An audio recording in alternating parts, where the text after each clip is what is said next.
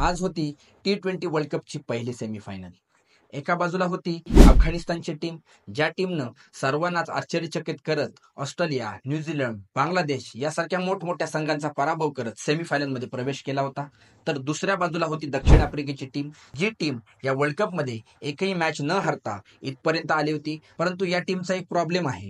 ही team कायमच मोठमोठ्या स्पर्धांमध्ये, वर्ल्ड कपमध्ये सेमीफायनल पर्यंत पोहोचते, परंतु सेमीफायनलमध्ये आल्याच्या नंतर ह्या टीमचा पराभव होतो आणि या होणाऱ्या पराभवामुळेच या टीमला चोकर्स असं म्हटलं जातं. आता एका बाजूला होती जबरदस्त फॉर्म मध्ये असणारी अफगाणिस्तानची टीम आणि दुसऱ्या बाजूला होती कायमच सेमीफायनल मध्ये पराभूत होत आलेली चोकर्स दक्षिण आफ्रिकेची टीम.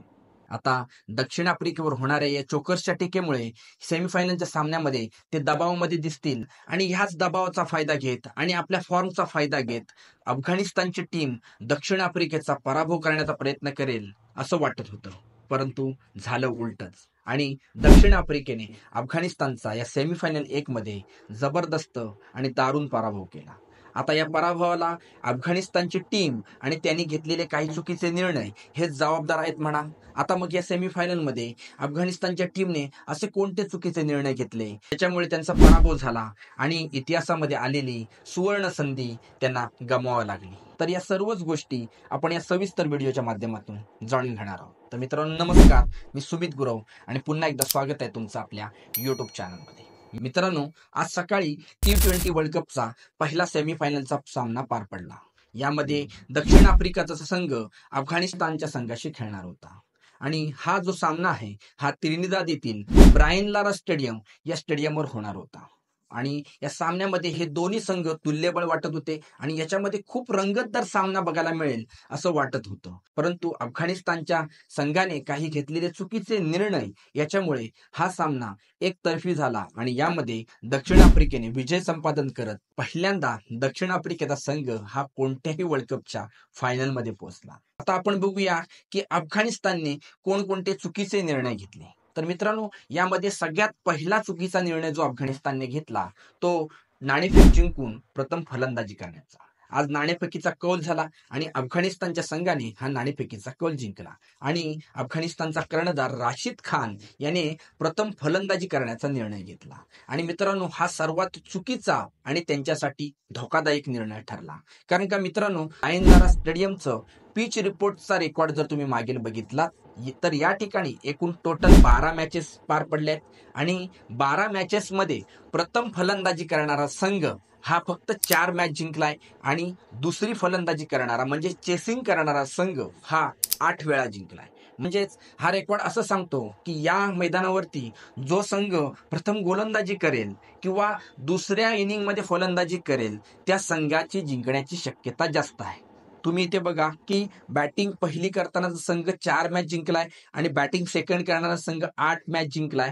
म्हणजेच जर टक्केवारीनुसार विचार केला तर जवळजवळ 66% म्हणजे 70%च्या आसपासच्या मॅच ही प्रथम गोलंदाजी करणारी म्हणजेच सेकंड फलंदाजी करणारी टीम जिंकते आणि केवळ 30 ते 33% मॅच ह्या प्रथम फलंदाजी करणारा संघ किंवा दुसरी इनिंग मध्ये गोलंदाजी करणारा संघ जिंकतो. आणि असं स्टॅट असताना तुम्ही 30%च्या बाजूचा निर्णय घेणे म्हणजे स्वतःच्याच पायावर दगड मारून घेण्यासारखा आहे आणि तो घातकी निर्णय आज अफगाणिस्तानने घेतला. ह्या निर्णयामुळेच त्यांना कुठेतरी फटका बसताना दिसला आणि त्यांचा संघ फक्त 56 धावावर ऑल आउट झाला. ठीक आहे, प्रथम फलंदाजी स्वीकारली, तर त्यांची सर्वात दुसरी मोठी सगळ्यात चुकी होती की ह्या पिचवर प्रथम फलंदाजी करणाऱ्या संघाचा ऍव्हरेज स्कोअर राहतोय 128.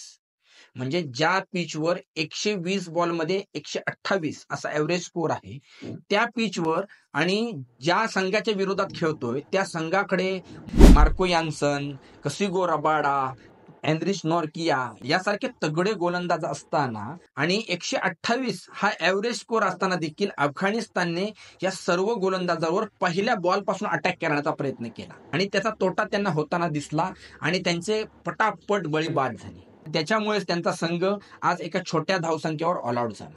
त्याचबरोबर तिसरी सर्वात मोठी त्यांची चुकी होती की त्यांचा आतापर्यंतचा सर्वात टॉपचा फलंदाज होता गुरबाज आणि जसा गुरबाज 0 धावसंख्येवर बाद झाला तसं सगळे फलंदाज फ्रस्ट्रेशन मध्ये दिसत होते आणि जो तो येऊन मारायचा प्रयत्न करत होता. कोणताच फलंदाज टिकून खेळण्याचा प्रयत्न करत नव्हता आणि ती त्यांची सर्वात मोठी चूक दिसली आणि या तिसऱ्या चुकीच्यामुळे देखील त्यांचा संघ 55 धावावर ऑलआउट झाला आणि त्याच्यामुळे आज ह्या सेमीफायनल मध्ये जिथे एक रंगतदार लढत बघायला आपल्याला मिळेल असं वाटत होतं, तिथे अफगाणिस्तानचा संघ हा पूर्णपणे ढासळताना दिसला आणि एका छोट्या धावसंख्येवर तो ऑलआउट झाला आणि त्याच्यामुळे दक्षिण आफ्रिकेने एक मोठा विजय संपादन करत फायनलमध्ये पहिल्यांदा प्रवेश केला. आज सगळ्यांना अपेक्षा होती की अफगाणिस्तानच्या संघाने ज्या प्रकारचा परफॉर्मन्स ऑस्ट्रेलियाच्या विरुद्ध केला, ज्या प्रकारचा परफॉर्मन्स न्यूझीलंड सारख्या मोठ्या संघाच्या विरोधात केला, बांगलादेशला ज्या प्रकारे त्यांनी एका महत्वाच्या मॅच मध्ये हरवलं, तसाच परफॉर्मन्स आणि तसाच चिकाटीपणा त्यांचा या सामन्यामध्ये बघायला मिळेल आणि दक्षिण आफ्रिकेचा संघ हा सेमीफायनल मध्ये थोडा दडपणामध्ये दिसतो, त्याचा फायदा घेताना हा संघ दिसेल. परंतु हे जे काही त्यांनी चुकीचे निर्णय केले आणि ह्या चुकीच्या निर्णयामुळेच त्यांना ह्या सामन्यामध्ये पराभव पत्करावा लागला. अफगाणिस्तानने या सामन्यामध्ये आपल्या फलंदाजीवर बिलकुल विश्वास ठेवला नाही, त्यांनी आपल्या गोलंदाजीवर विश्वास ठेवला. त्याच्यामुळे हा त्यांनी विरुद्ध निर्णय घेण्याचा प्रयत्न केला आणि त्यांचं असं म्हणणं झालं असेल की आपण एक ॲव्हरेज स्कोर उभारू, जसा मागील काही सामन्यांमध्ये त्यांनी उभारला होता. आणि गोलंदाजीच्या जोरावर त्यांचा स्ट्रॉंग पॉईंट आहे गोलंदाजी. त्याच्यामध्ये राशिद खान आहे, नूर अहमद आहे, त्याच्यावर गुलबदीन नाईक आहे, नवीन उलक आहे.